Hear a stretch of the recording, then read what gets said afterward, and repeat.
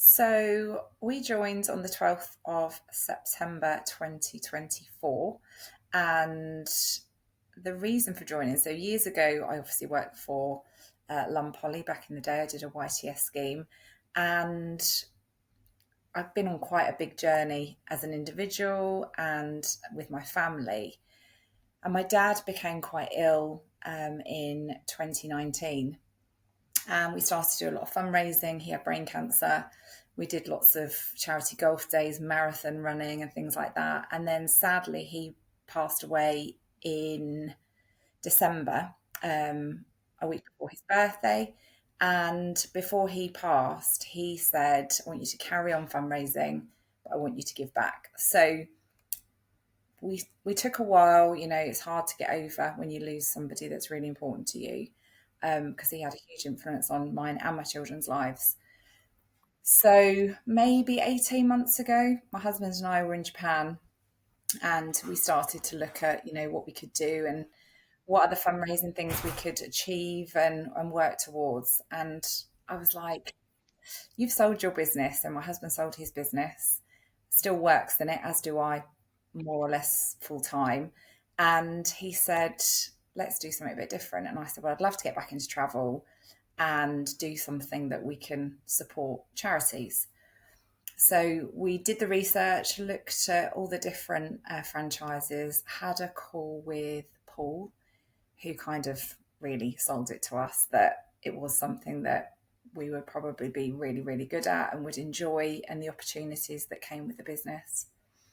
And yeah, we decided to embark on the franchise. So we had our holiday, came back, did the training. Both of us did the training, although I only really work in the business. My husband's kind of the back office support and finance person. And then we started to look at the charities that I'd already supported and how we could do that officially through the business.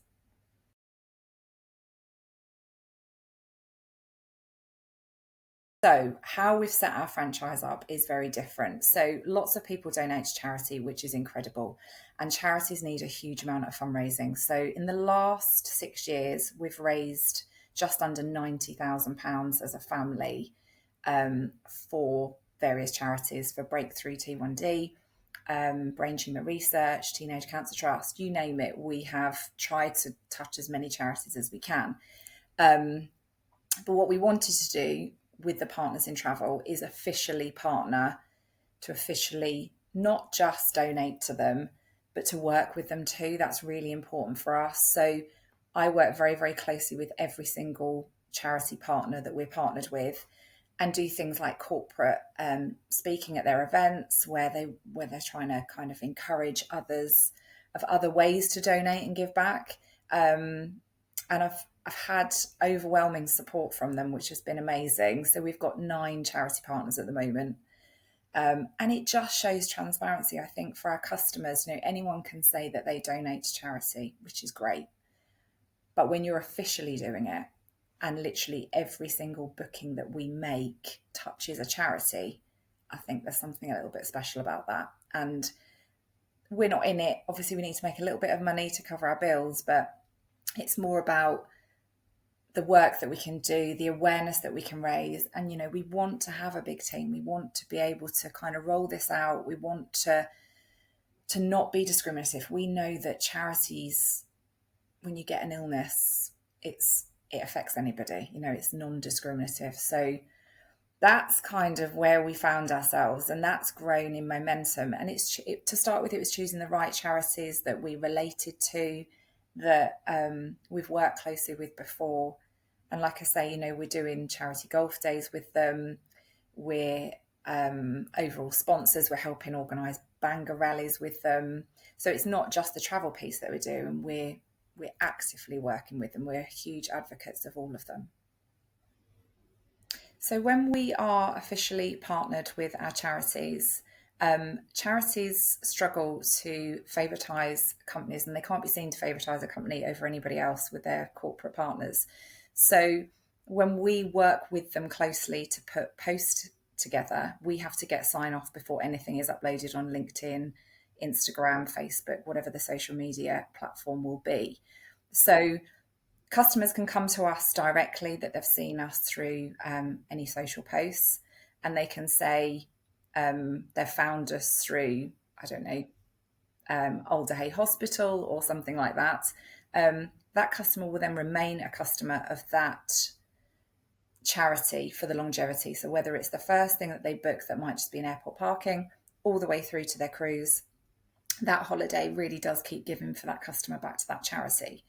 When customers come to us directly and they've perhaps not heard that we're doing the charity 10% or 25% donation or commission, we will allow them to choose a charity that they want that our money to go to, and it doesn't cost them a penny more. What we have started to do is we work very, very closely with quite a lot of wedding couples. They're planning honeymoons, and they might have had a loved one that is no longer with them for their special day. And I don't want to dictate where our money goes. So on those instances where they've got a charity really close to their heart, we take that donation offline and we make that to that charity at the same time. In the meantime, if we can get that charity up as one of our preferred official partners, then happy days. They can keep getting more and more, but we don't ever want to take that money away from the charities. So that's really important to us.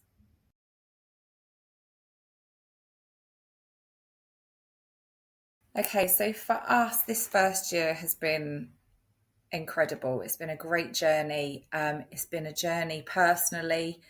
It's helped me with my grieving process of losing my dad, because I know that he'd have been super, super proud of what we've done and what we're achieving, because that was something that he wanted us to do, travel as a family and keep that charity aspect and give back. So I think I've covered that for him. But for us, it's now about, the foundations are in place for the business, the legs are stable, and now it's time to really push. And what we want to see is our business grow. And we would love a group of people that we can employ that have the same ethos as us, the same beliefs, because that's really important. We're heavily involved with these charities and we want that to remain. So I'd love to have 1, 2, 3 shops in the future. That would be the ambition for us, to have some staff that can support the charities and grow that. I would like to think by the end of this year we've got another 5 or 6 charities on board, which would be amazing. And certainly we would love to work with them. We have got prostate cancer that we officially signed our partnership a couple of weeks ago. So I'll be launching that in the next couple of weeks, which is really exciting. And we're going to do a promotion on their 3-point check. So it's not just about pushing our business, it's about raising that awareness at the same time. And, we'll look at running a promotion whereby if they can do this check, we'll give them a discount off their holiday or a voucher or something. But we're going to be working with the sports clubs to kind of promote prostate cancer, because we know how important it is if the checks are done early enough that it really can save lives. So we want to make a difference, and I think the next year is going to be really exciting. It's been a great journey. The support we've had from Steve at the Millionaires Retreat and the Elite Retreat was brilliant. I wish I'd have been able to go on them sooner, because I think that really gave us the push that we needed to kind of just take the brakes off, really. And also the BDMs, they have a really, really important part to play. And I've been very, very, very fortunate with NJT that every single BDM that I've had and that I've worked with have been phenomenally supportive and really understand why I'm doing what I do, which is very different to everybody else. And it's okay to be different. It's okay to just have your franchise and kind of make the money that you need to make, because everybody's why is very different. But for me, it's a case of, the sky's the limit with the charities, and the more that I can book in terms of holidays, the bigger they can benefit. We're on a bit of a road trip. So we started in New Orleans and we've gone all the way through Natchez, Memphis, Graceland. We've gone to Nashville. We've worked our way to Chattanooga. We're currently in the Smoky Mountains, which are absolutely beautiful. So it's 10 o'clock in the morning here. We're so lucky. We're back in Nashville. We're having a last few nights because it's Labour weekend this weekend, which is meant to be a big party atmosphere. It's like a bank holiday. So we're going to hit some bars with some live music and some entertainment, the Johnny Cash Museum, and then head home, see the children and the dog. I have 3 children. I've got Erin, who's 21, Isabel, who's nearly 19, and Sophia, who's 14. And I have 2 stepchildren who are Ella Rose, 23, and Ewan's 21. And for us, spending time and travelling as a family is really important too. So as much as Jonathan and I have our own time, we always make sure that there's a holiday or break, because it doesn't have to be anything big, that we have those memories with the children, because life, as we all know, can be really, really short. And for me, I'm never going to be the richest person in the graveyard, but I am going to be the one that has the memories, that can help as many people as I can, because it's really important.